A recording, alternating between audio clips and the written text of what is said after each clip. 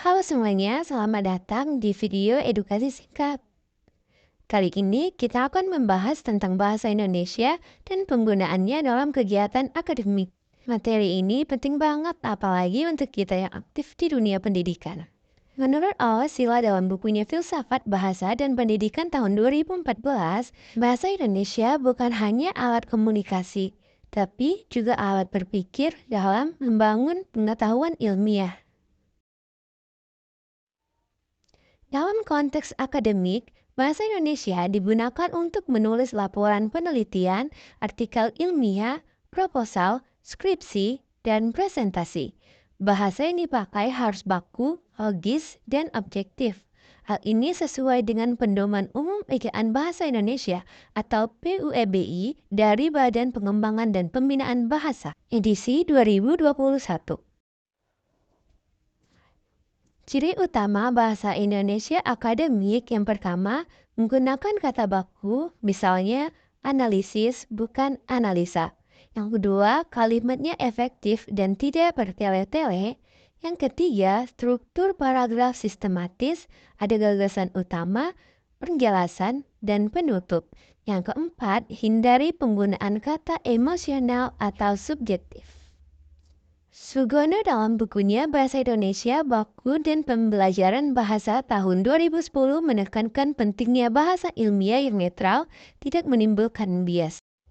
Berikut adalah contoh penggunaan dan perbandingan bahasa sehari-hari dan bahasa akademik. Pada bahasa sehari-hari, si perempuan berkata bahwa gua nggak ngerti kenapa topik ini penting banget.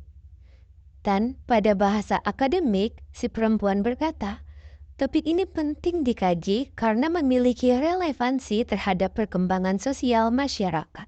Nah, pada jawab tersebut, kita ketahui bahwa bahasa akademik memfokuskan pada isi dan argumen, bukan pada gaya personal ataupun slang.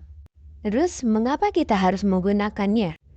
Penggunaan bahasa Indonesia yang baik dan benar dalam kegiatan akademik bertujuan untuk menyampaikan gagasan secara jelas dan ilmiah, membantu pembaca dan pendengar memahami informasi secara logis, dan menumbuhkan budaya ilmiah dalam bahasa nasional kita.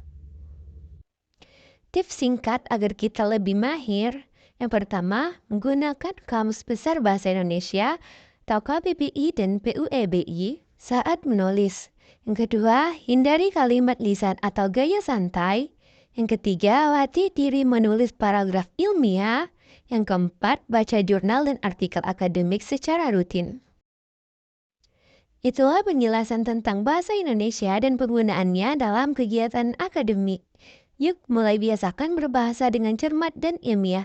Jangan lupa like, komen, dan subscribe kalau video ini bermanfaat. Sampai jumpa.